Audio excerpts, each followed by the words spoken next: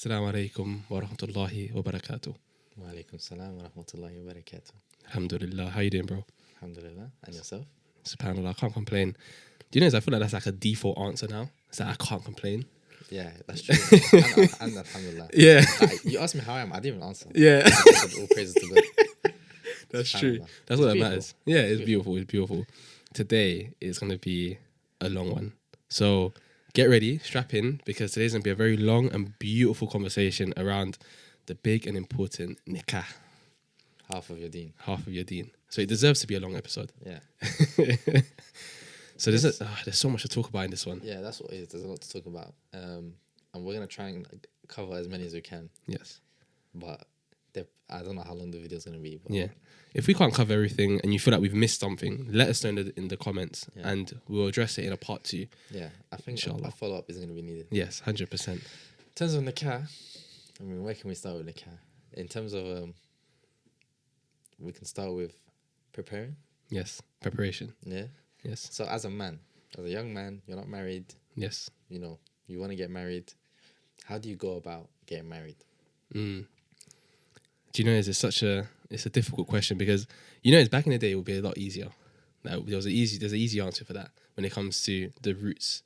And wait, when you ask me that question, are you talking about what sort of things people should do to actually get married, or just from my point of view, how do I get better and get to a point where I'm ready to be married? I think, let's say you're an 18-year-old listener to this podcast, and us as their older brothers, we're going to give them some advice. Yes. Let's say he came up to you and asked you, look, I want to get married. How can I prepare for marriage? Right. So what are the sort of things you'll tell him? Right. What should he look out for? What should he do right now? What to expect, etc. Yeah.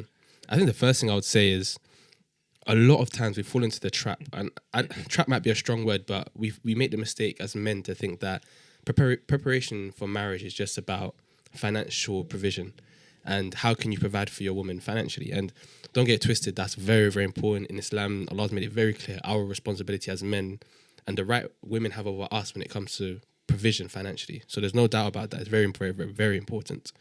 But what I would say is that we should not forget about some of the intangible things. And if I was speaking to an 18-year-old, I'd ask him questions around what's your emotional intelligence? What's your emotional stability like in terms of how do you react to things?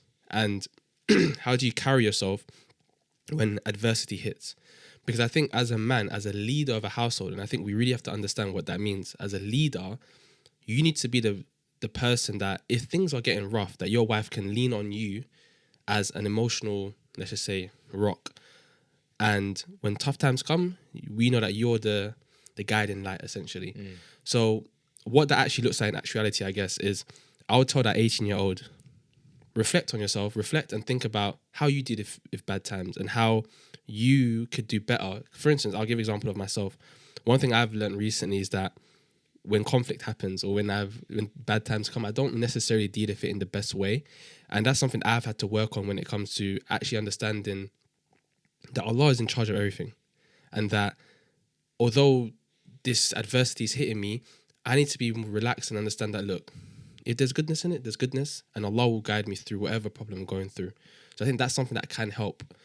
Another thing I would say, moving past that emotional kind of stability, and before I even move on, I think it's very important as well just to touch on the fact that financial stability is important and that emotional stability is equally as important to a woman, because a woman doesn't just want, and the sisters can tell me if I'm wrong or right, but sisters don't just want, your wife doesn't just want a man who can provide, but then when it comes to those times of difficulty that, you know, you're crazy, you're very, very erratic, you know, you need that stability. But moving on to mentality and what it truly means to be a man and be a husband, I think it's so important to understand that you're a leader and you think about where you lead in your family too. And as Muslim men, we understand that on the Day of Judgment, we will be asked about the people that we're in charge of, our families essentially. And Allah will ask us, you know, did we guide them to the straight path, or were we the ones who allowed them to do wrong? So as a man, you have to understand that you're trying to lead your family to Jannah. And what does that mean? Well, you need to be the example in the household. So one thing I've asked myself recently is, you know, how can I expect to be a leader of a household when I'm not even leading myself correctly? You know, am I praying my 5 daily prayers? Am I doing my dhikr? Am I reading Quran regularly? How can I expect my wife to do these things, these good things, when I'm not even doing it? Or my children? So I think as well, if I was speaking to that 18-year-old, I'll say, look, make sure you have your finances in order. That's very important. But also think about how you as a man, you as a person, deals with adversity, conflict when it comes to the emotional side, and also your mentality around being a leader and being that kind of guiding light in a household. Okay. So, yeah. I'm gonna ask a very difficult question for you. I'm ready. How do you work on becoming a leader? How do you, if you're saying you need to be emotionally strong, what are ways you can develop that emotional strength to be, less emotional in a sense, or to be able to be the rock and, to be able to be a leader? Because you have to understand, I mean, these people are coming with no previous experience in leading a family. Right. And then, yeah, neither are we. yeah. So, how can someone go about, developing these skills? Okay, I think the first one, when it comes to that emotional stability, I think for me, and what's helped for me is just having that faith in Allah that what's written is what's written. So stop trying to control the things which are uncontrollable. And that's the mistake I always made, where I felt like this bad thing has happened to me because I haven't done this, and this, and I have to make sure this is right and this is not. So you have to understand that, look, Allah is in control of everything, and kind of take your hands off the gas, your feet off the gas a little bit when it comes to trying to get frustrated and angry about these things. So the first thing, I know it's a easy shortcut answer, but I think the first thing, put your trust in Allah. I think another thing you can do is be mindful of those times when you are being a little bit erratic, and think about what those trigger points are, because everyone has like their different triggers. Like for me, it tends not to be big things, and I don't know why. Like if something major happens, I'm quite cool, but it's a little thing. I lose my keys, I lose my phone somewhere. I'm like, oh, where is it? What's going on? Like, or I'm late for work. That makes a lot of sense. Yeah, because I see a lot of perfectionism in you. So the fact that I know that you like getting things right and neat and tidy. Yes, I can see it in you. So it makes sense that small things bug you. Yes, that makes a lot of sense. So that now that I understand that, it's okay, cool. I need to make sure that when those times come, those are those moments. So when you're going through those issues, see it as an opportunity to kind of say, nah, okay, cool, let me relax. So you're saying basically identify what triggers you, what makes you emotional, and tackle it before you get into marriage. Yes. Makes sense. And the other one was mentality, knowing how to be a leader, isn't it? I think when I think of a leader, I see someone who's good at communication. These are like buzzwords, I guess. I'll break down the buzzwords. So communication is important, conflict management, being able to empower. So something that you see a lot of, and it's a mistake I feel like, is that people see leadership and management as the same thing. And a lot of people, when it comes to their wives, they feel like they need to be this dictator who manages them. And, they could be, that can be perceived negatively from your spouse. So a leader to me is someone who they want their family, or wants the people that they're leading to buy into their vision, and inshallah, as Muslims, our vision is to get to Jannah, and also tries to empower them so that they can then go about achieving that vision by themselves in a way. And what I mean by that is it's a different thing to say to your wife, read Quran, pray your 5 daily prayers, versus garnering that sense of, okay, but your wife's probably a bad example, but your children, let's just say, saying to them, do this, do that, do that. Yeah. But then I completely get what you're saying. Yeah. I think what you're trying to say is like, they're not doing it just because you told them, but you're putting it into their heart for them to do it for Allah. Yes. It's like this common thing where you want, when the man wants the wife to cover up. Yes. And it's like what's the point of forcing her? You understand? She should want to do for Allah anyway. Right. So that makes a lot of sense. Where it's in terms of like, technically as the leader, you have the right to command it and encourage it. But at the end of the day, it's her decision. Yes. And at the end of the day, it's like, you need to, like you said, empower her to make that decision on her own. You understand? Because I genuinely don't believe forcing ever works. It never ever works. Like, and this is the thing. It's like I think as a man, I mean, it's a bit of a side topic, but I think as a man, if your wife is not dressed according to how you like it, rather than forcing her, you make the leap. You step away. You understand? Because it just doesn't work. Yeah. In the long run, it never works. So what would you say? I know you asked me that difficult question. I'll throw it back to you. What would you say are certain things that, I guess, one key characteristic of a husband, and how someone, an 18-year-old, could start working towards that? In terms of preparation, so I will touch on finance, for example, because you mentioned, for example, emotions and etc. I will mention finance, for example. I think a lot of people underestimate how much they actually need to get married and how much they should be earning. Right. So you definitely need to have money saved up for marriage. And a lot of people can say, you have to be very balanced, because I understand when people say, no, you don't need money and Allah will provide after, and I 100% agree. Yes. 100% agree. But as an 18-year-old, if you want advice from me, don't just not have a job and say Allah's going to provide for me. Right. Get your job. If you can save money, because it makes it easier. Yes. When you approach the daughter's father and he asks you, what do you do? It's just easier when you say, look, I earn this, I do this, I have this much money. You know, when they're like, okay, we have a wedding, and then it's like, who's going to pay for it? You're like, you know what? I saved up. I was ready for this. Yeah. Just makes things smoother for you. You understand? And 100% Allah will provide for you after you get married. Yes. But what I was going to say is just don't underestimate how much you actually think you need. You understand? Because there's a lot of costs in it. I mean, you have to think about, you know, first of all, mahr. Then you have to think about moving out. So do you have money to actually move out? Or is she going to come live with you? Is she okay with living with you? Yes. You know, most people are not going to buy houses with mortgage. So they might have to rent. Yeah. You know, is your job earning enough to be able to rent and cover for you and her? And there's a lot of things that you have to prepare for. 100%. Start calculating from now. I mean, I can start throwing out numbers, but everyone's situation is different. Yeah. But you really need to, like, before like making moves to get married, you really need to get, you know, yourself in sort of order. Yes. Just to touch on that as well. Yeah. I think it's so important to realize that you're taking a woman, a sister, away from her household where her father has protected and provided for her. And that's a sense of security. Yeah. And you're trying to convince her and her father that you can now take on that responsibility. So like you said, you have to understand the true cost of what you're doing. Yeah. I think as well, as men, we kind of, you know, Allah's put this desire in us and we want to get married and, you know, all these good things. And, you know, I pray everyone gets married and finds a lovely spouse. But it's very, very important to understand that, like you said, there's rent costs. Do you have enough for a deposit, a holding deposit? Can you cover any unexpected costs that may happen if your vehicle breaking down or, you know, wherever it may be? You don't want to be in a situation, and finances is seen as one of the main reasons why people get a divorce, you know, according to some statistics. So it's very, very important that you have that in order and you kind of do your what if analysis. That what if this happens, what if that happens, and you're prepared for that. Even children. Yeah. I mean, you can have a child, you know, 1 month into your marriage. Yeah. So are you even prepared for that? Yeah. And if you're barely covering you and your wife, and now there's a child, may Allah bless that family. They will be fine. Yes. But it's like, as a man, as an 18-year-old, you should be prepared to think about these things and actually start planning from now. Yes. Other than finance, I would say your spirituality has to be on point.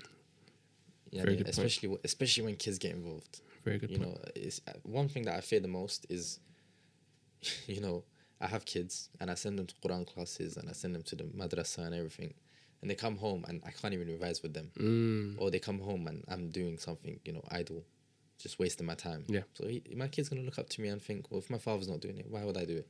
And kids are like sponges; they absorb everything you do. They understand. I've seen this in my siblings. And if I'm just sitting and reading, they come and sit and read with me. If I'm sitting and praying, they just come and sit next to me. And it's just like, it's just natural. And kids look up and they just follow whatever they see. Yeah. So I would say, as an 18-year-old, I would say, are you working on yourself? You don't have to be exactly where you want to be now, but you have to work on yourself. Yeah. And you have to think the type of woman you're going to marry is going to want someone to lead her in a deen as well. Yes. So you have to be ready for that. Yes. There's nothing wrong with marrying maybe a sister who's a bit ahead of you, but you should really be thinking about, you know what, I need to step up. Yeah. Yeah, and it also increases the pool of sisters that you can now access. Same thing with finance. You know, because like you mentioned, when a sister is being taken care of a family, they might be used to a certain type of lifestyle, right, or a certain type of budget. Right. So if you're coming in with, you know, maybe a lot less, she might not be used to that. And whether you like it or not, there's going to be issues. Yes. So you have to think about these things. So 100%, like, as a man, because I actually think it's more difficult as a man. I know sisters might get upset, but it is. Because there's a lot of responsibility. There is. But yeah, that's what I would say to you. Yeah, I definitely echo that point. As a man as well, you have to convince another man that you're worthy. Yeah. You know what I mean? So that puts an extra burden on you. Wow, that's true. You know, so you have to have these things checked off the list. You know, you don't want to be in a situation where you have that conversation with the father, like you said, where, you know, he's able to pick holes in your proposition. Yeah. You know, you don't. And at the end of the day, as Muslims, we're not like non-Muslims where we're boyfriend, girlfriend, he, we live together, and maybe we get married at some point. No, you're going with a declaration, saying to that father, look, my intentions are pure. This is what I want for your daughter. This is why I want your daughter. But yeah, I think it's so important for us to really like think about, you know, are we ready? You know, a lot of times, and I understand especially in this era that we live in, you know, you're quite quickly, anything that you can get, if you can get a nikah done, go on. Because it's so difficult now. There's a lot of hurdles that you have to jump through. And, you know, it's just the way it is. And I think as men, you have to take one step at a time and think, wait, am I actually ready for this? This is a big responsibility. And people always bring up this, they say that it's half your deen, and we just kind of say it as lip service, but no, it's half your deen for a reason. Yeah. And our deen is difficult but easy, but at the end of the day, there's still a expectation of hard work and time and dedication. So you have to really reflect on, am I ready to fulfill this new right that's going to be given to me now? Yeah. I think another thing I mentioned, it's good to mention, is that we're saying that, yeah, you need to be ready and you need to have finance and etc. However, there's certain things that shouldn't delay your marriage. Yes. And I would say the sooner you get married, the younger better you get married, the better. Yes. Yeah, and if you don't have money, for the wedding, whatever, get married. Don't say, yeah, let me wait 3 months, save up, then I'll do my wedding and this. Yep. No. Get married. Allah will sort your affairs out for you. Yes. And you'll be okay. Yes. And I would never tell, if there was an 18-year-old and he told me he found a sister, I wouldn't say, no, you have to wait 2 years. You have to have money for rent. And what if you have a child? No.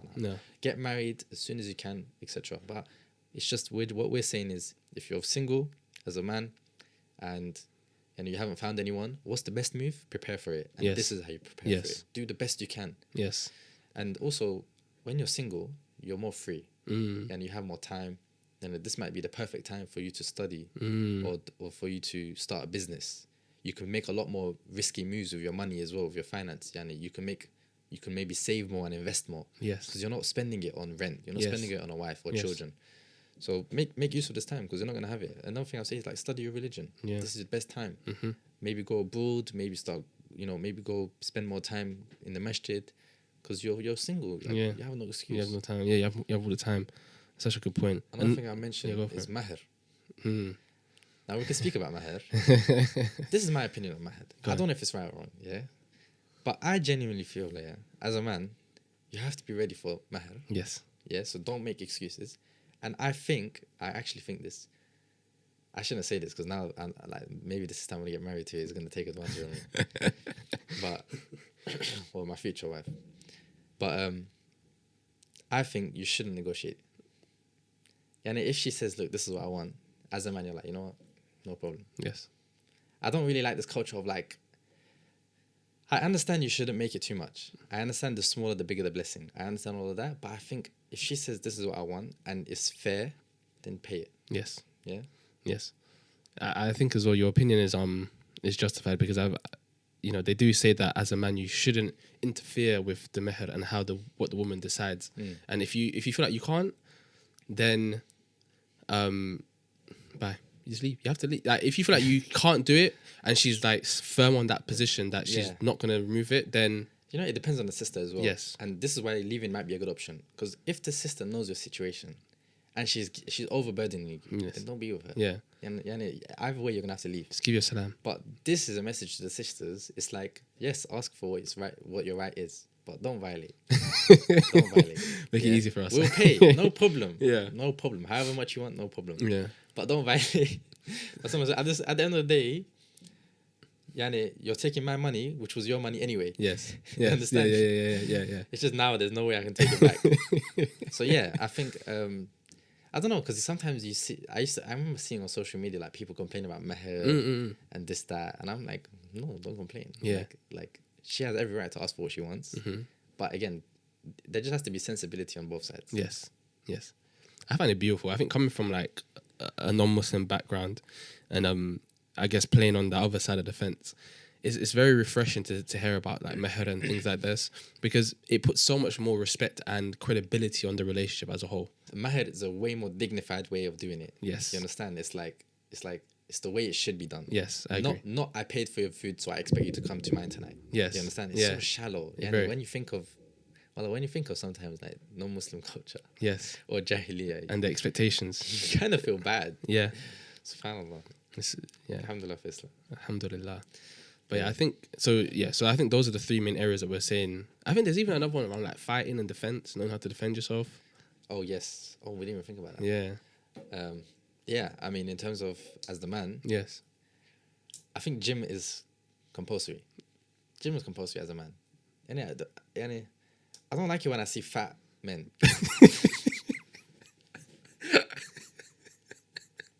That sounds so bad.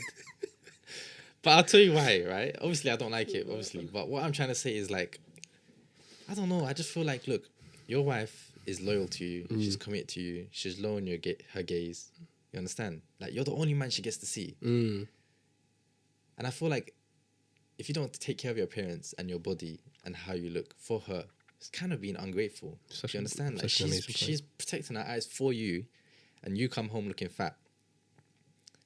And it's just like, it's just not right. And vice versa. Vice versa. As a man, when I'm lowering my gaze and I'm staying chaste, you understand? Especially in a non-Muslim country, and I come home and my wife has let herself go, and she hasn't, taken care of herself. In a way, it's very disappointing. You're like, it's like, is this what I deserve? You understand? So I think as a man, 100%, take care of your body. 100%. Be strong, both aesthetically and functionally. Yes. Aesthetically, obviously, 100%. But even functionally, at the end of the day, you're going to be lifting stuff maybe around the house, just simple stuff. Yeah. And if you can't do it as a man, you're not a man. Yeah, you also can do it. Like, she might as well have got married to another sister. Like, it doesn't even make sense. Alhamdulillah. But it's like, as a man, you should be strong. Yeah. Another thing, you should know how to fight. Yes. A lot of people think they can fight, but they can't. And we'll speak about this. But if you can't protect your wife, if you can't protect your children, what are you for? Yeah. What are you for? Like, why did this sister marry you? You understand? There's certain things that you have to come with. She didn't marry you just for your face. You understand? Or she didn't marry you just to say she has a husband. Yeah. There's functionality that you have to bring to the marriage. And if you can't fight and you can't provide and you don't look good and she's giving you all your rights, it's like, it just doesn't sound right to me. Yeah, 100%. I agree. And even just to the people who are, what we're saying to the fat people, we're talking about the ones who aren't even going to the gym at all. Like, there's fat people who are, they're not in the best place right now, but they're going to gym and they're working on themselves. 100%. But yeah, like, just to echo another angle as well, is like, look, Allah's blessed you with a body. Like, it's a gift, and if any gift that you get in the dunya, you would try to at least take care of it to the best of your ability. Your body is a gift from Allah, so the least you can do actually is just to take care of it. Make sure that it's that your heart's not having to work 100 miles per hour just to pump blood from the chest to your feet. Like, all these little things that you need to make sure your body is in a state where it's good for Allah, because it's a blessing from Allah, and then of course for your wife as well. Beautify yourself for your wife. She deserves it. And I think you made a good point about whether you're fat or skinny, it's fine. Yes. As long as you're doing something about it. Yes. If you're not doing anything about it, then I can't respect you. Yes. And there's no excuse not to. Do you understand? Like, why are you not going gym? Especially in the West. Or like, okay, let's say gym, like whatever. What we're basically saying when we say gym is work out. Make sure you're strong and healthy and looking good. That's it. So if you say I don't have money for gym, work out at home. And there's always, you understand? There's no real excuse for it. That's what really annoys me. If you have diabetes or whatever, that's a different story. You understand? That's a different. If you have a health issue, different story. Yeah. We're not mentioning that. I'm talking you're 19 and you've got 26% body fat. No. Yeah. No. What are you doing? You can barely lift the shopping inside to help your mum. No, like, it's just wrong. Yeah. And I'll say this about myself, for example. I was very skinny. So I looked at myself in the mirror and I was like, no, it's not gonna run. I said no more. It's not gonna run. So everyone goes through that journey. So if you're listening to this and you're skinny or fat, don't get discouraged. Use this to say, you know what, they're right. Yeah. They're right. I need to make a change. Yes. I need to make a change. And we're gonna make full content and guides on how to actually do this. Yeah. How to go gym, how to eat healthy, we're gonna get through it. Yeah. But in terms of nikah, it's important to mention that you need to think about these things. You understand? Don't just let life live you. You should live life. Exactly. That's a good point. And so I guess if I was speaking to that 18-year-old brother, I would say, look, the main thing is finances, mentality, emotional stability, your deen, make sure your deen's on point, and also being able to fight and being able to, be physically fit. Another thing as well I would mention on that as well is, as a man, you should have this desire to have this masculine frame. And it comes back to the emotional and the mental, I guess, again. But I know a lot of people talk about stoicism and things like that. But ultimately, that's what I was trying to get across there, is about, even when you're having an argument with your wife, and trust me, you're going to have a lot of argument with your wife. It's going to happen. It's how marriage is. You need to be able to be the one who's still cool in that situation. She has the right, like, to a certain extent, of course, there's limits, but she has the right to kind of be a bit more emotional. That's fair. It's just females, whatever. But you as a man, it's just females. Yeah, it's their nature. Yeah, it's their nature. That's how Allah's made them, and may Allah bless them all. But so you as a man, you can't have two emotionally reactive people, they'll just clash and nothing will get solved. So you need to try your best to be the one who's cool and collected and try to find the solution to whatever the problem is. A lot of people fall into the trap when it comes to conflict, thinking, I need to win this argument. Yeah. I need to beat her at this argument. No, you guys are working together. Although it doesn't feel like it in the moment, you guys are working together to try to solve this problem. And you need to be the one who's that guiding light, trying to guide that conversation towards that destination. But a lot of times, if you're both emotionally erratic and all over the place, you'll just think about one-upping each other in the argument. You know what's so powerful as well? If you're arguing, and you have to think this is exactly what Shaytan wants from this one. Doesn't matter what you're arguing for. And maybe you're right. Yeah. This is the thing that I think I need to learn. Yes. Even though you're right, don't argue. Yeah. Just don't argue. There's virtue in it. And like I was saying, Shaytan is there watching you guys argue. He's loving it. Yeah. And even when you hear about the story of how black magic was first revealed, what was the first black magic that was revealed? It was to separate the husband and the wife. Yes. That's so powerful. Like, why? That was the first thing that was attacked. And there's I don't know if it was a hadith, but it's mentioned how Shaytan out of his army, he loves the one that causes fitna between the husband and the wife the most. Yeah. And that's so scary. Yeah. That's so scary. Like, there's something about that bond that's so powerful. Yeah. That Shaytan recognizes that and he tries to destroy it. Right. So in those moments where you're arguing, don't argue. Yeah. You understand? Yeah. Let there be rahmah between you two. Yes. That's so true. Yeah. SubhanAllah. It's beautiful. It's crazy. So yeah, I think in terms of what we mentioned on how to prepare, rock solid advice. I don't see it anywhere else in the world. Yeah. Next advice would be, how do you go about looking for a sister? Yeah. Now, this is something, as a revert, I've struggled with. Yes. Yeah, because ideally, I would say arranged marriage is the best. Yes. Yeah, I love the idea of arranged marriage. There's nothing to be shy or embarrassed about. Yeah. There's, if anyone's going to find you the best partner, it's going to be your parents. Yes. Because they genuinely know what is best for you. But being a revert is a bit difficult. So I remember, as I'm practicing and as I'm starting to think, okay, I want a wife, I want to get married, I'm thinking, what are the ways to find one? Because obviously, growing up in the West, the methods of looking for someone is very, very haram. Let's just say very haram. So you have to kind of learn. You have to learn what your boundaries are. You have to learn what's allowed, what's not. How to get in touch with the family and etc. But in terms of looking for someone, I'm gonna put you on the spot a little bit. How can a brother go about looking for a wife? It's so difficult, man. Do you know what it is? I find it so funny because I remember I was saying to you before, when you hear about all the sheikhs and stuff, they talk about this topic. I remember, this is a sidetrack, isn't it? But I'll just make mention of this. I find it so frustrating, like listening to them talk about marriage and just the whole advice around just, keeping your desires in check and all that kind of stuff. I find it very frustrating. When I was, especially coming as a revert, I just found it like it wasn't really helpful and practical. And a lot of times it's very theoretical and they tell you what's haram, what's halal. I'm like, okay, that's good. Yeah. No doubt. But I need someone to be practical. So I want to try to be practical for the brothers and sisters. That's a very good disclaimer. Yeah. I'm going to try to be. This is the thing. This is what we're trying to get at. I think this is what we're trying to get at. Is we can just sit here and give you rulings. Yes. You do this is haram, this is halal, that's not what we're trying to get at. Yeah. We're trying to make it more like brother to brother advice. Yes, you understand? Like, this is what you do. Yes. Now that we're here, let's see where we can go with it.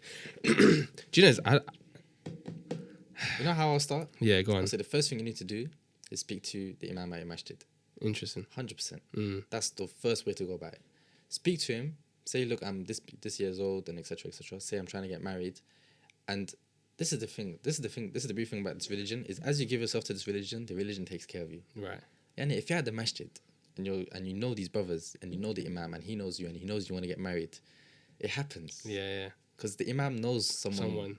He knows an uncle that has a daughter. That is in the sister section. Then he says. Then the uncle says, oh, I have a 19-year-old daughter who wants to get married. Yeah. Then he's like, oh, I know this kid who comes to the masjid every day. That's how it happens. So you're saying use that network, use that community. Yeah. So go to the masajid is what I'm saying. Yes. Speak to your imam.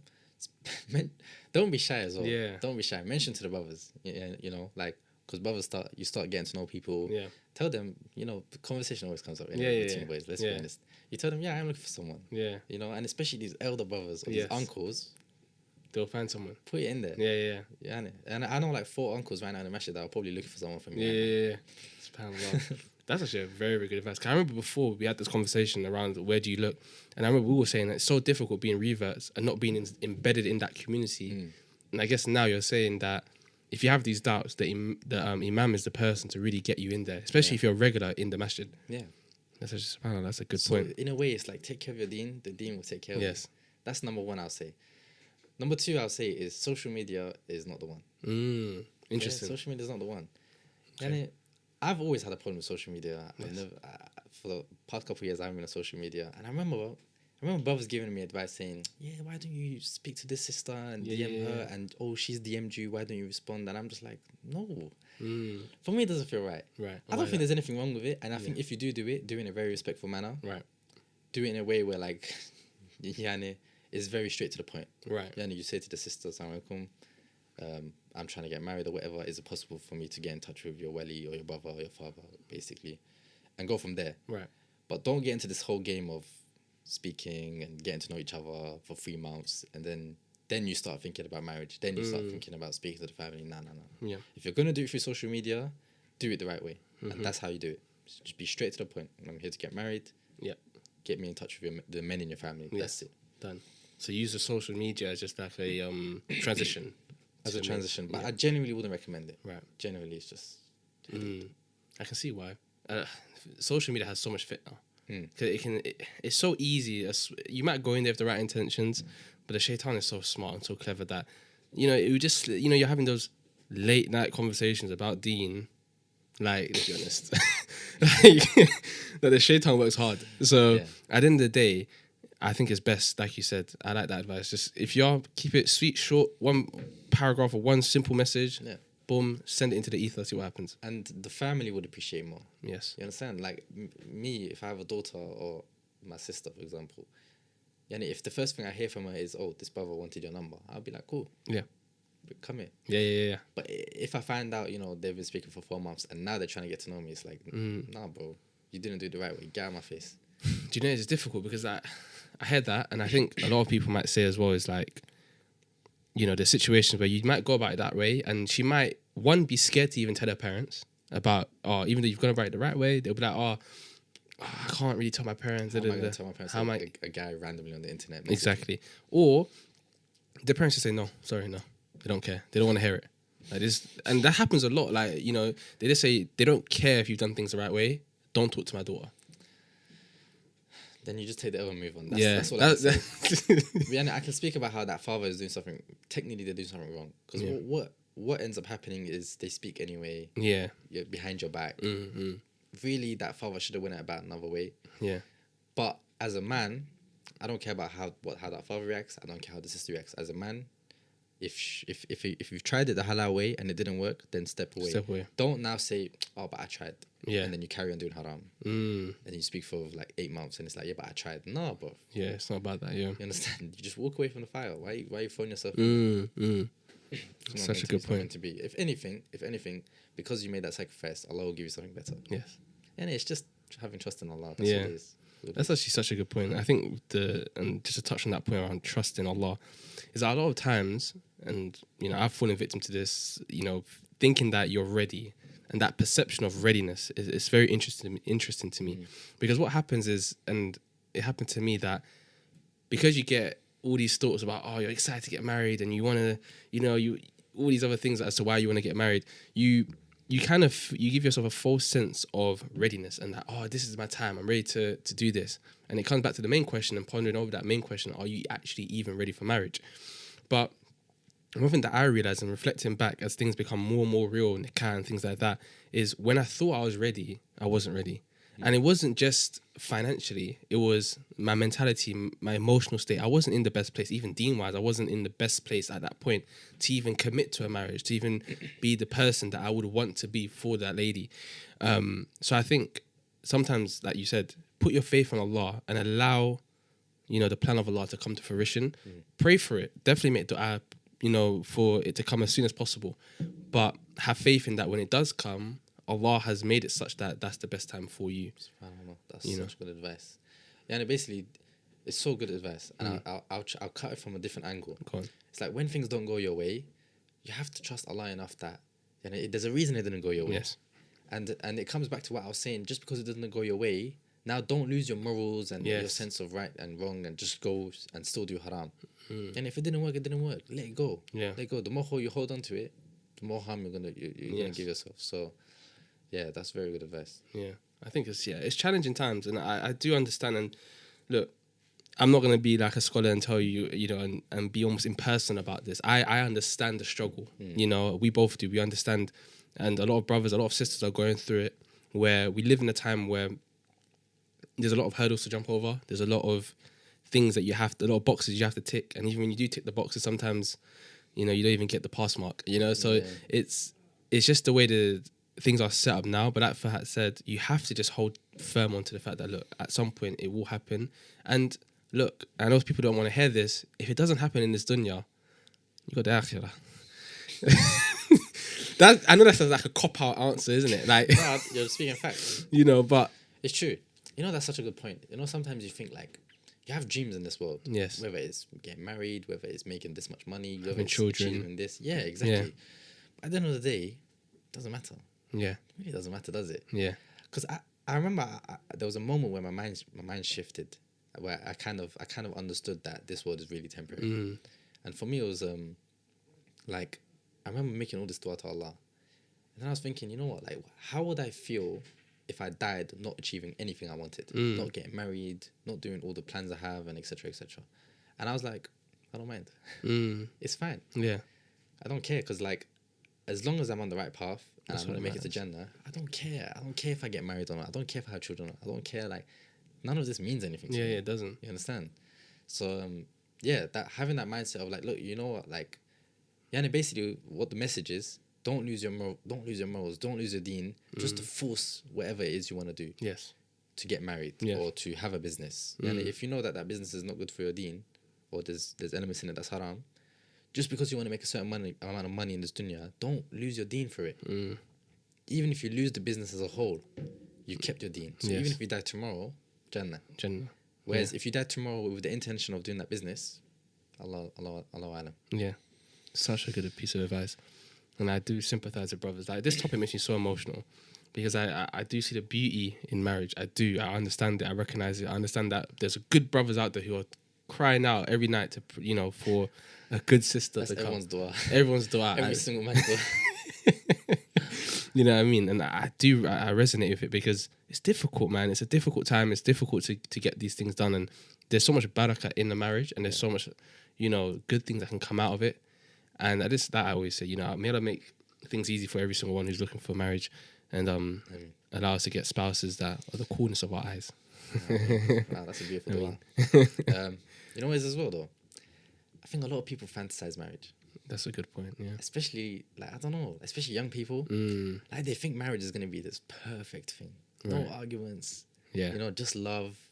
You understand? Birds chirping. Yeah, birds chirping. Like, nah. Yeah. And it's good to think like that. And it will be like that. There will be moments of that. But realistically, it's not going to be like that. Yeah.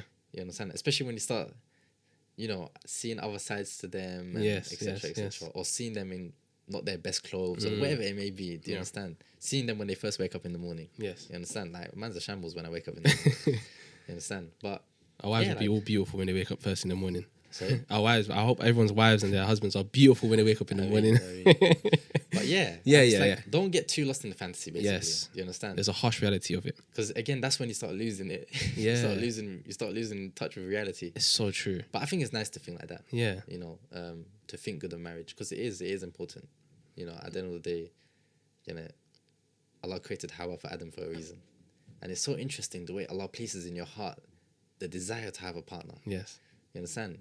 And even a female partner is just different. And you can have all the brothers in the world. Yeah. It's just not the same. Yeah. It would never ever be the same as your wife. Yes. It's interesting. It's very interesting. Like, It's a different type of companionship. yeah, your woman, your spouse, you know, adds so much color, so much beauty to your day in the smallest acts. And it's so strange to me how it works out that way, and how Allah's made it such that we have that connection. And that's why it makes arguments so much more, I don't know if the right word is meaningful, but they have so much more energy behind them, arguments. And, you know, little things that maybe you might not argue with your brother over, but there's that little bit of like, you're perfect, why are you behaving like this? Like, there's a little bit of that, but Yeah, expectations is very Yeah, dangerous. Very, it's very very, very dangerous. And I think what you said about don't, have a sip of the beautiful dream of marriage, but don't drink the whole cup. Relax. Yeah. Because Don't get intoxicated. yeah, don't get intoxicated. Because, marriages, when you really think about marriage, yeah, inshallah we have, the sister, I'll say it for the sister, inshallah we have one wife. Huh? Oh. Inshallah we have I one just realised. inshallah we have one wife Don't for the relax, rest don't of relax. for the rest for the rest of your time for your dunya, yeah. Let's just say that.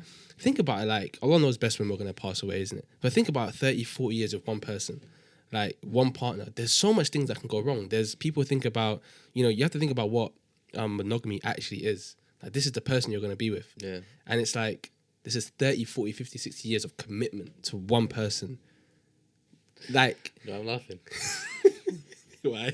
Well, the things that's going through my head. It's not good things, I know. Absolute menace. I'm not going to do it. I'm telling you. What do you think about... Yeah.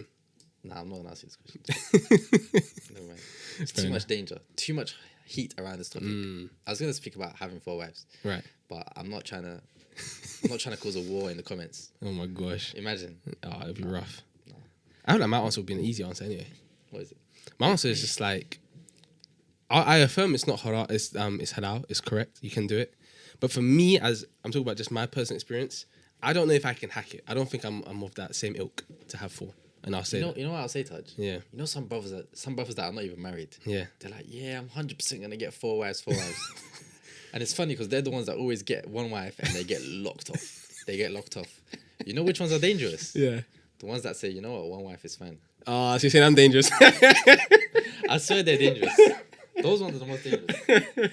But you say it a bit different. Basically, the ones that say 1 is enough. Yes. But if a second one comes, whatever. Yeah. I might do it. They're dangerous. Yeah. You understand? Yeah. But you're saying like you're committed to 1. Yeah. Which is fine. Yeah. There's absolutely nothing wrong with that. Plus, I feel like a lot of people underestimate. This is another thing, the dream of it, isn't it? People think, 4 wives, yeah, good fun. Nah, bro, that's hard. Having 1 is... Yeah. We were just saying how much you need to do to prepare for 1. Yeah. Imagine 4. Bro, he can barely pay his rent and he's thinking about second 4. wife. Like, relax. Like, it's just a joke. Relax. It's funny. Like, I reality. think for some men and some women it works. Yes. It's great. I'm not going to say what I personally think. That's fine. Yeah. But I don't feel like everyone can... I feel like not everyone is of the same caliber. Yeah. To do such things. Yeah. I'm not fully close to 2, and it has to make sense. Yes. It has to make sense, like, fully. You understand? I would never be like... Unjust. I'll never be like, I just want a second wife for the sake of second wife. I think it's not really right. Especially if you're not ready. If it's going to cause more issues than good, then stay away from it. Yeah. You understand? Especially like there's a condition to having more than 1 wife. Yes, you have to be just to all of them. Exactly. So it's like, you have to kind of fear Allah in terms of like, don't get too eager. Yes, like, yes. Relax. So overall, like with the whole preparation, I think we've said to the person, we've covered that, the preparation side of things. Now I know we've spoken about the realities of marriage. Like, look, it's not sunshine and rainbows, guys. You need to be careful. It's a long slog and you have to be ready for that. Actually, you know what I was going to mention about preparing? Go on. Actually, this is not necessarily preparing, but in terms of issues with in-laws before marriage. Before we get into marriage. Yeah. And sometimes, you hear like the brother is serious, he wants to get married, and then the family says no. Right. And there's different reasons. But we can go through those reasons. But there's nothing that hurts me and upsets me more when I hear a brother and he's like, I want to get married. He's like, but the family's causing issues. So immediately I'm like, okay, what's the issue? And it's like the most stupid thing ever. Like, I thought it was going to be like something big. Yeah. And he's like, it's a different tribe. It's like, I don't know. Yeah. You understand? It's like, it really annoys me when families make it difficult. Like, why? Yeah. Both sides. Yeah. Maybe the men's side or the female side. Yeah. I think this is a message to all parents out there. Please don't make it difficult for the youth. Yes. You understand? Don't make it difficult for them. And it just causes more harm than good. Yes. We understand you want to choose the best partner for your children. Yeah. But at the end of the day, like, once 2 hearts connect. Do you understand? Mm. Just be smart about it. Yeah. But I would say to brothers that you should know your limits as to what you're willing to take. Yeah. And it's important not to commit your heart to someone so early on so that you have that flexibility that if things are, if for instance, I don't know, there's situations that they're being racist or whatever it may be, you don't feel like, I've given my heart to this woman already, I can't leave. Have that, a little bit of reservedness so you can have that flexibility to move. And this is why you do it the right way. Yes. And like it's just so powerful because like if you do it the right way and in a respectful manner, where there's always boundaries between you and the sister, because the brother's always there or the father's always there. It's like there's no chance for you to get attached anyway. Yeah. And you really it comes back to you again. Yes. Accountability is something so powerful. 100%. And this is why I say, if the in-laws are causing problems or whatever it is, if you do everything the way Allah told you to do it, you're gonna be fine. You'll be fine. You're gonna be fine. Yes. Whether it works or doesn't, whether you get your heart broken or don't, it doesn't matter. And this is for the sisters as well.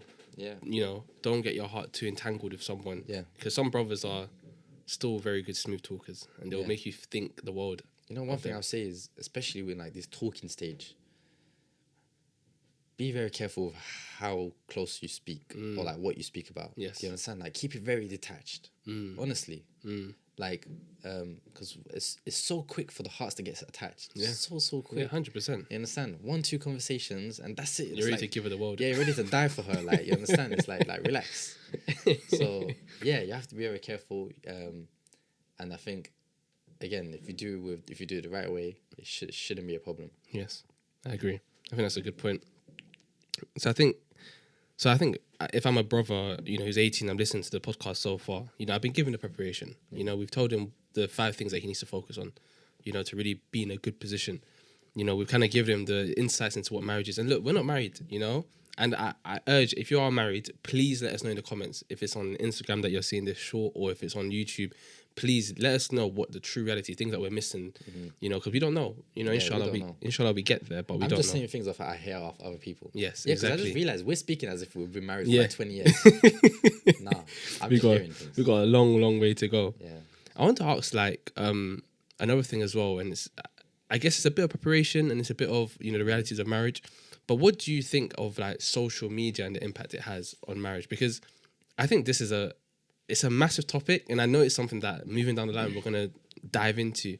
But I've always thought about like this whole thing around soft cheating, you know, and a lot of people think of cheating as adultery, and you know you commit adultery, this big hoo-ha of adultery and all that kind of cheating. But I think we live in a time where soft cheating is so rife when it comes to, you don't lower your gaze, you like that post, or you look at that girl there, you go on TikTok, you see this, you go on Instagram, you see that.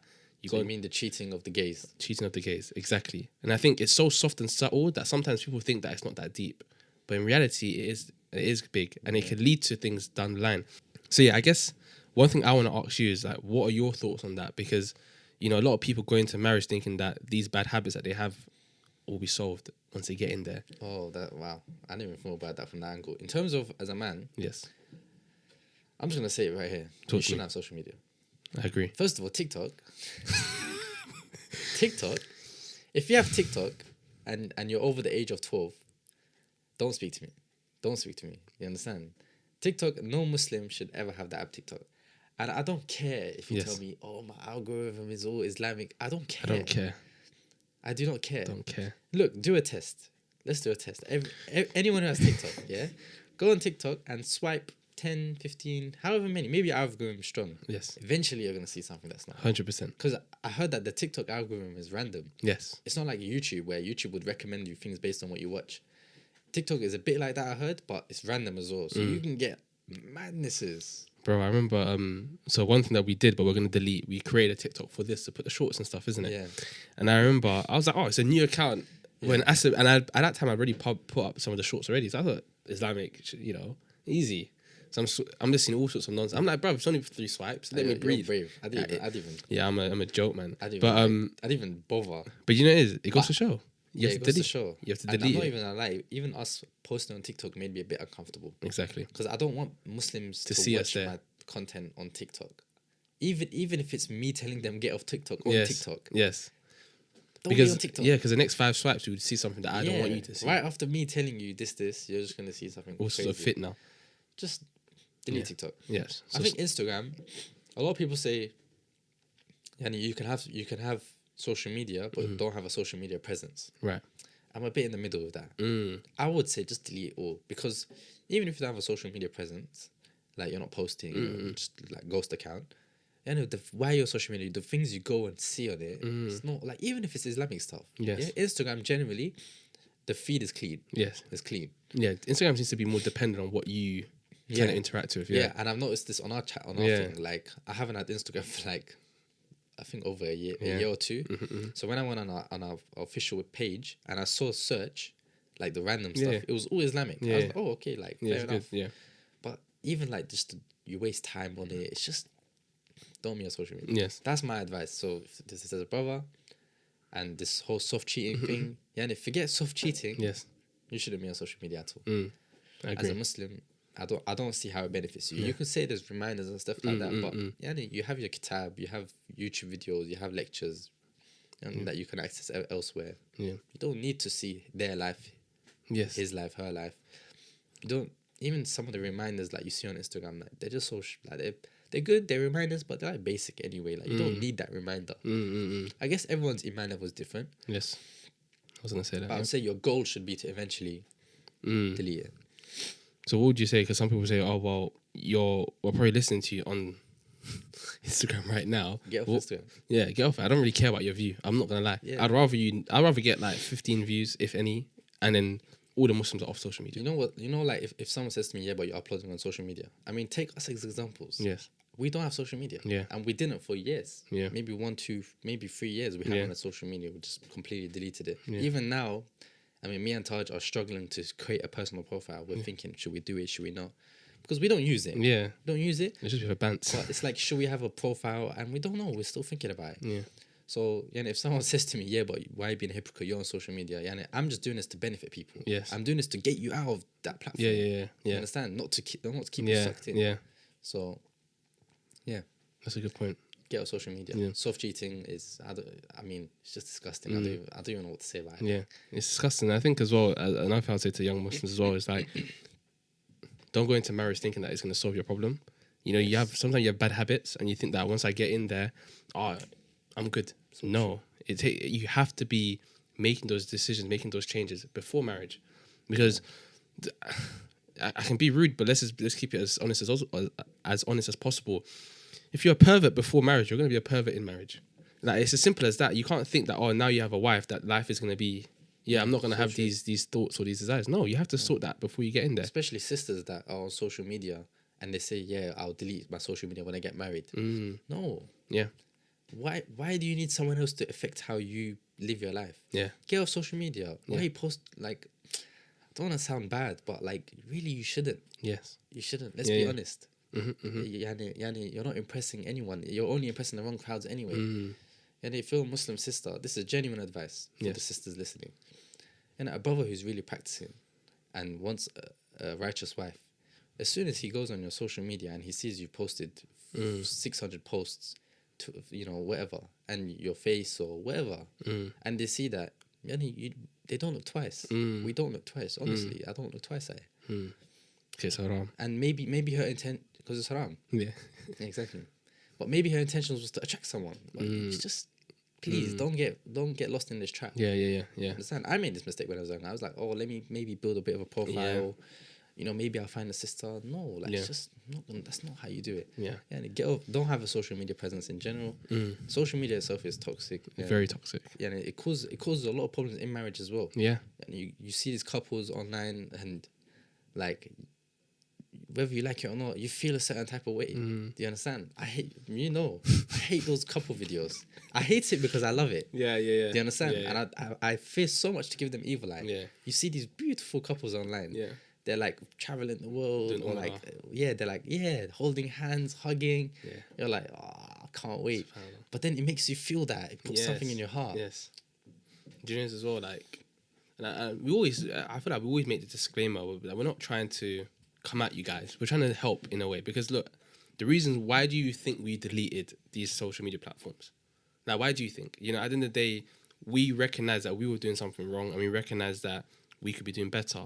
So we made the change. So all we're trying to do is essentially get you guys to make the change as well, and open your eyes to why you need to make that change. And another aspect, and you kind of touched on it, about social media and marriage is evil. Like, a lot of people feel like they have to post on social media, I'm going to this country with my wife, I'm eating this meal with my wife. And you actually don't. I won't say no one cares, because certain people with evil eye do care, but no one really cares. No one really cares. You know what I mean? And for me, I'm very concerned about evil eye and people kind of putting things into like your marriage. And it can be your best friend, it could be your brother, it could be anyone. So another aspect of it is I always say to myself, why would I want to put my brother, my friend, in a situation where they're having to fight the urge of not giving either? Like, I know that might sound a little bit strange, and you might say, oh, but your friend and your brother shouldn't have these thoughts.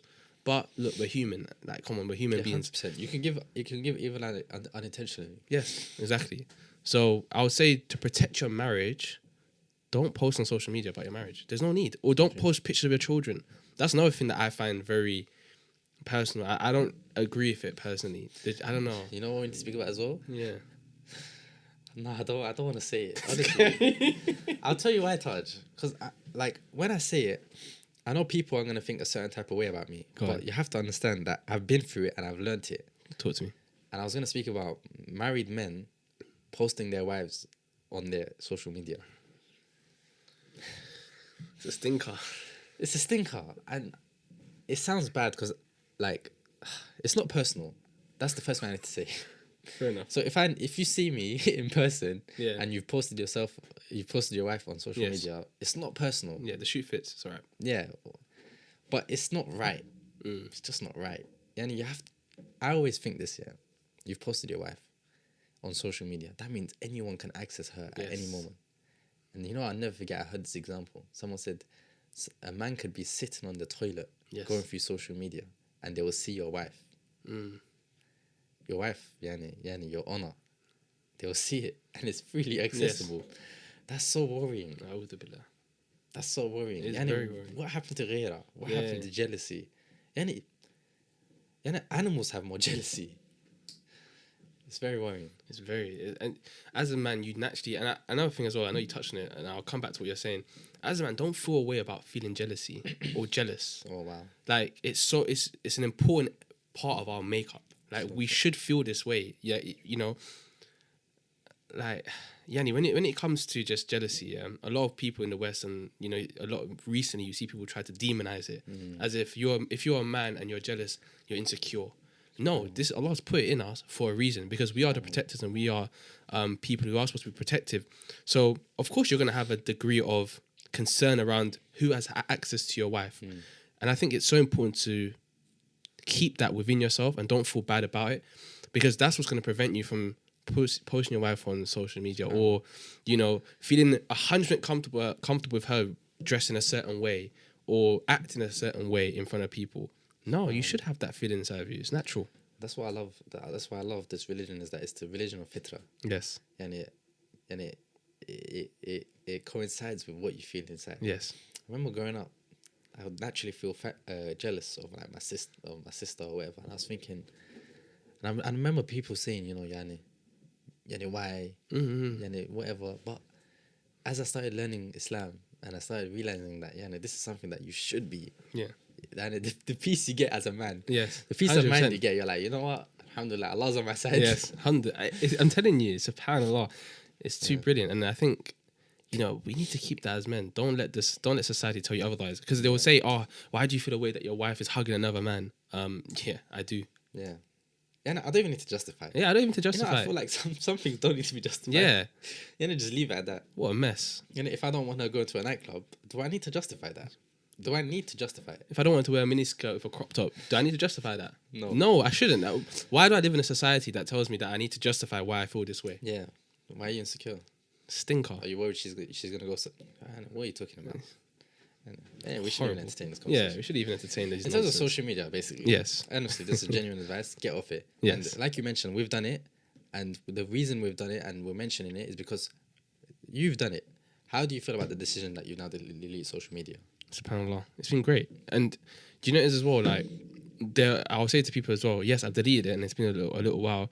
I still have the urges to go back on it, but I have to keep myself in check. Because there's so many times where, you know, you get bored and then you say, oh, you know, I'm not going to do anything. Let me just look and see what happens. I'm bored. I just want to fill the time. No. You need to be so much more attentive to those emotions, because the worst thing you want to do is get addicted to something based on boredom, because boredom is a natural part of life. You're going to have it. So if your trigger is boredom, it's almost like a way back in for the Shaytan. It's an easy way to get back in. So I think it's so important that you're very conscious of the trigger. I know we said this before on another episode, but it's important to know your trigger. And I think for me, the one thing is being very conscious of time. Yeah. That's another benefit. Is like, when you're on something like a TikTok, let's just say, or an Instagram reel or whatever, you're just doing that. And they're 30 seconds, but 30 seconds, multiplied by 100 of them that you've watched, you've wasted so much time. Yeah. And you're just there like, wow, okay. So true.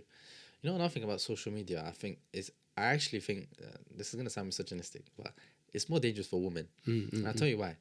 When you're, especially these new reels and shorts and stuff, when you go through them, you can see the first video might be like a super sad video. Yeah. And it makes you sad. And then you see a video of like someone celebrating something and you're immediately happy. Dopamine, boom. Then you see something that breaks your heart. Then you see something.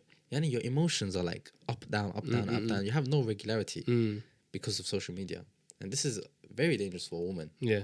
It's more so for a woman than a man, I should say. Because as a man, emotional, generally we're a bit more stable. Yeah. But as women, and they go through all these emotions, and I can see a wife going through all this throughout the whole day. Husband comes home, maybe says one thing that's wrong, and snaps. but she's already she's already been through 100 arguments, maybe on social media. Maybe she's read it, whatever. Yeah. And then they explode. Why? Yeah. Just because of that social media. Yeah. And there's just better ways to benefit your time. Yes. It's so this true. whole thing. Even another thing as well as ladies as well. I know a lot of times we think about men not lowering their gaze on social media and things like that. But let's be honest, on social media as well, you're seeing all these women dressed a certain way, looking a certain way, looking stereotypically, beautiful, or showing or portraying a certain beauty standard. Yeah, and exposing themselves. How would that make you feel, or how would that make a sister feel when she's covered? There's a little bit of a temptation that, she's getting all this attention. Look how many likes she gets. Look how much, money she makes from the fact that she shows her skin. Oh, I need to do that as well. I can get this attention, and you get validated. I never thought about that. Unfortunately, that's something that could affect the sister. You know what I mean? So it's important that we, like they say, Allah makes it very clear that stay away from the things that haram. Don't even look at them. You know what I mean? And that applies to the sisters as well. I think sometimes we focus a lot on the men, when it comes to lowering the gaze and stuff, as we should. But there is sisters we have to be careful for as well. You 100%. Have to be careful as well 100%. On these platforms. So one thing I would like to speak about is Western perception on marriage. And the one thing that comes to mind is, look, I work in corporate, and marriage at this age, it's seen as, it's like, nah, you're out of order. No, you have to wait until you're 30, 30 odd. You work in your 20s, save all your money. Then you get into your 30s, and then you maybe try to settle down. Maybe in your late 30s you have children. That's like the ideal that the West sets for people, isn't it? Yeah. But as Muslims, we don't abide by that. And it's quite clear as to why, because we can't do certain things that they can do where, they'll be boyfriend and girlfriend, they'll live in the same house together, then they'll get married. Yeah. We can't do two of those steps. You know what I mean? So it's, for us, it's straight to marriage, and that's how it should be. So I find it very interesting to kind of compare what Islam says versus what the West kind of puts out. Yeah. I mean, even if you think about it, like when you look at non-Muslim relationships, and sometimes they're together for like 8, 9, 10 years without getting married. They have children, they live together, and then that's why it's weird. You see like a wedding, there's like 4 kids, they're like over 30, and now they're having a wedding. It's like, whoa, what's going on here? Do you understand? Yeah. It's very interesting. Very, very interesting. But I think, what was the last week you mentioned? I forgot now. Oh, just like how what they see as being at the right age to get married. Yeah. Obviously, we're encouraged to get married, Yes. Yeah, the clear-cut hadith. Mm-hmm. It's interesting. I think our method, obviously, is better. Yes. You understand? And another thing about doing this whole relationship before getting married is, number one, when you're not married, there's no rights to each other. Right. So you could have kids, you could have slept together, you could have lived together. At any moment, either one of them can say, you know what? I'm tired. Yeah. You understand? Yeah. That's so dangerous. And as a man and as a woman, why would you want that? You understand? I think especially for a woman, you want your rights. You understand? You don't want this man to just leave you like that. Get married to him, secure him. Yes. And vice versa. Yes. I would say, and another thing is, when you do everything before your marriage, then what's marriage? There's no value to marriage. And this is what it is. This is what we see in the West now. It's like marriage doesn't mean anything anymore. Yeah, it's a piece of paper. Yeah, it's not even a contract. Yeah, it's not even a contract. It's just like, we made it official. Yeah. And what did you make official? You just wrote it on a piece of paper, like you said. Otherwise, everything else that was done was done. It takes away the barakah blessing. You understand? Yeah. You see it a lot, like, even the red pill guys, they make this quite clear that, their perception is even worse. They even say, like, as a man, you shouldn't get married until you're over 30. You should have slept with this amount of women, and then you've made this amount of money, and then you're ready to get married and settle down. Like, for me, And then the next part is they'll then say, don't get a wife from this country. Go to some random village back home and get yourself a wife. There's so much.